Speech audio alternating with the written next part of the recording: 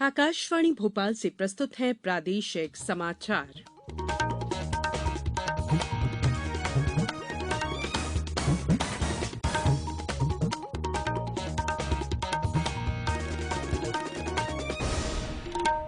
नमस्कार, समाचारों के साथ मैं संयुक्ता बैनर्जी। कोविड से सुरक्षित रहने के लिए श्रोताओं से अपील है, 4 सरल उपायों का पालन करें। पूर्ण टीकाकरण कराएं, मास्क पहनें, 2 गज की सुरक्षित दूरी बनाए रखें, हाथ और चेहरा साफ रखें। अब इस बुलेटिन के समाचार। सबसे पहले मुख्य समाचार। संसद में आज से बजट सत्र का दूसरा चरण शुरू होगा। इंदौर से गोंदिया हैदराबाद उड़ान सेवा शुरू। और राज्यसभा के अध्यक्ष ने कहा कि प्रशासन की भाषा क्षेत्रीय और शिक्षा मातृभाषा में दी जानी चाहिए। अब समाचार विस्तार से। संसद के बजट सत्र का दूसरा चरण आज से शुरू हो रहा है, जो 8 अप्रैल तक चलेगा। इस दौरान सदन की 19 बैठकें होंगी। लोकसभा और राज्यसभा की बैठक सामान्य रूप से सुबह 11 बजे से शाम 6 बजे तक चलेगी। ये फैसला देश में कोविड संक्रमण में कमी को देखते हुए लिया गया है। पहले चरण के दौरान कोविड महामारी की तीसरी लहर के कारण दोनों सदनों ने शिफ्ट में काम किया था। बजट सत्र के दूसरे चरण में दोनों सदन अपने चैम्बर और दीर्घाओं का उपयोग जारी रखेंगे। इस बार राज्यसभा को कामकाज निपटाने के लिए 19 घंटे का अतिरिक्त समय मिलेगा। 1 महीने के अवकाश के बाद बजट सत्र फिर शुरू हो रहा है। इस अवधि में विभाग संबद्ध संसदीय स्थायी समितियों के विभाग ने विभिन्न मंत्रालयों और विभागों की अनुदान मांगों की समीक्षा की। राज्यसभा के सभापति एम वेंकैया नायडू आज सदन में राज्यसभा की 8 स्थायी समितियों के कामकाज का विवरण देंगे। बजट सत्र के दूसरे चरण में वित्त विधेयक 2022, प्रतिस्पर्धा संशोधन विधेयक, पेंशन कोष नियामक और विकास प्राधिकरण संशोधन विधेयक, राष्ट्रीय दंत चिकित्सा आयोग विधेयक 2022 और ऊर्जा संरक्षण संशोधन विधेयक 2022 सहित विभिन्न विधेयक पेश किए जाने की संभावना है। केंद्रीय नागरिक उड्डयन मंत्री ज्योतिरादित्य सिंधिया ने कल प्रदेश को इंदौर, गोंदिया, हैदराबाद फ्लाइट की सौगात दी। इस अवसर पर श्री सिंधिया ने कहा कि इंदौर 21 शहरों से हवाई सेवा के जरिए जुड़ चुका है। उन्होंने कहा कि छोटे शहरों को हवाई मार्ग से जोड़ने के काम को प्राथमिकता के आधार पर किया जा रहा है। कार्यक्रम को वर्चुअली संबोधित करते हुए मुख्यमंत्री शिवराज सिंह चौहान ने कहा कि सड़क परिवहन और राजमार्ग मंत्री नितिन गडकरी ने मध्यप्रदेश को 2200 करोड़ रुपए की नई सड़कें स्वीकृत की हैं और अब आम नागरिक का हवाई यात्रा का सपना साकार हो रहा है। देश के कई छोटे और मझौले शहरों को हवाई यात्रा से जोड़ा जा रहा है। उन्होंने कहा कि पर्यटन की दृष्टि से महत्वपूर्ण स्थानों को हवाई सेवाओं और हेलीकॉप्टर सेवा से जोड़ने पर विचार किया जा रहा है। खजुराहो से पन्ना टाइगर रिजर्व, जबलपुर से कान्हा, खजुराहो से ओरछा, ग्वालियर से शिवपुरी और मुरैना के ऐतिहासिक स्थलों, इंदौर से महेश्वर आदि के लिए हेलीकॉप्टर सेवा शुरू की जाएगी। इंदौर में कार्यक्रम में पूर्व लोकसभा अध्यक्ष सुमित्रा महाजन, जल संसाधन मंत्री तुलसी सिलावट, संस्कृति और पर्यटन मंत्री उषा ठाकुर सहित जनप्रतिनिधि उपस्थित थे। प्रदेश की विकास दर करंट प्राइस पर देश में सबसे अधिक रही है।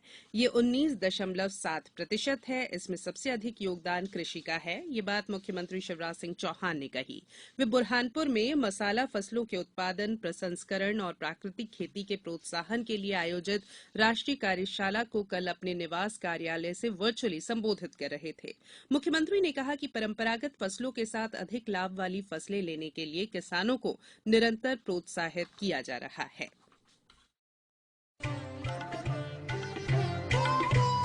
कोविड-19 से बचाव और सुरक्षित रहने के 3 उपाय। मास्क लगाएं, 2 गज दूरी है जरूरी, सुरक्षित दूरी रखें, हाथ और मुंह साफ रखें।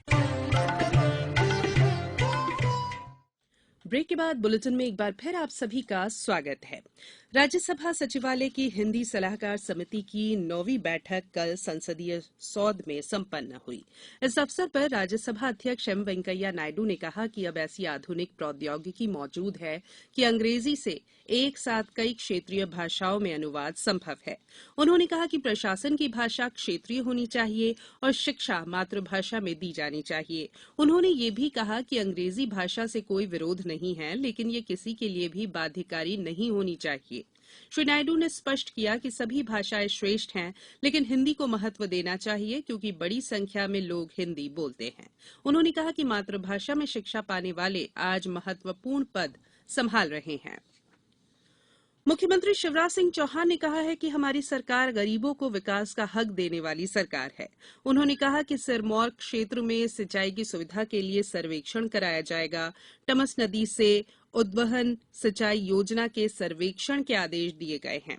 मुख्यमंत्री श्री चौहान कल रीवा जिले के सिरमौर में एक कार्यक्रम में बोल रहे थे। श्री चौहान ने 222 करोड़ 79 लाख रुपए के निर्माण कार्यों का इस दौरान लोकार्पण और भूमि पूजन किया।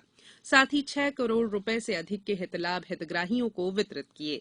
उन्होंने जवा में एसडीएम कोर्ट खोलने और जवा के सामुदायिक स्वास्थ्य केंद्र का सिविल अस्पताल में उन्नयन करने की घोषणा की। साथ ही बैकुंठपुर में अगले सत्र से महाविद्यालय खोलने, जनपद पंचायत सिरमौर के जीर्ण शीर्ण भवन के सुधार, नष्टिगवा का नाम दिव्यग्राम करने और नष्टिगवा कॉलेज का नाम शहीद बिरसा मुंडा, सिरमौर सिविल हॉस्पिटल का नाम doctor Bhimrao Ambedkar, ITI college का नाम पूर्व सांसद स्वर्गीय चंद्रमणि त्रिपाठी और लालगांव हायर सेकेंडरी स्कूल का नाम लाल रुक्मणी रमन प्रताप सिंह के नाम पर करने की घोषणा की। राजधानी भोपाल के ऐशबाग और करौंद इलाके से आतंकरोधी दस्ते एटीएस ने कल तड़के बांग्लादेश के प्रतिबंधित और सक्रिय आतंकवादी संगठन जमात उल मुजाहिदीन बांग्लादेश के 4 आतंकवादियों को गिरफ्तार किया। इनसे विस्फोट करने के काम आने वाले औजार सहित आपत्तिजनक दस्तावेज बरामद हुए हैं। इस आतंकवादी संगठन ने वर्ष 2005 में बांग्लादेश के कई शहरों में बम विस्फोट किए थे।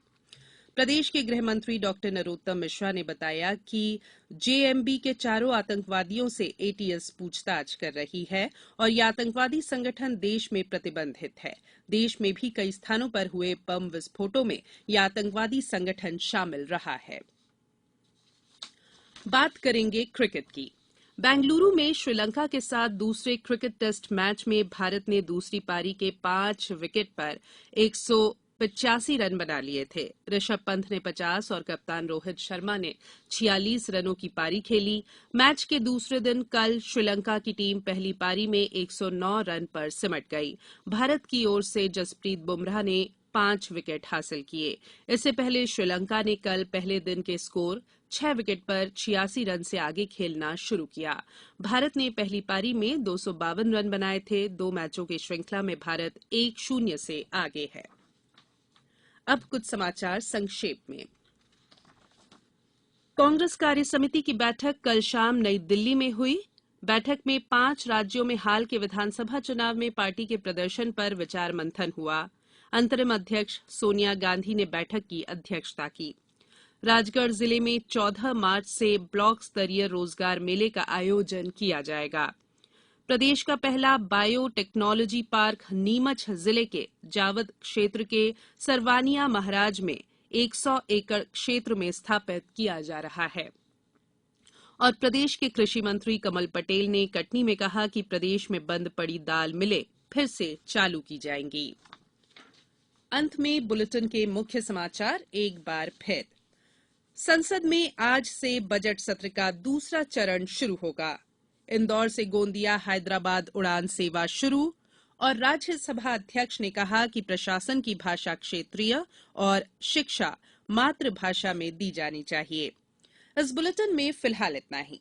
बुलेटिन के अंत में एक अपील, मास्क और 2 गज की दूरी, हाथ धोना भी है जरूरी। नमस्कार।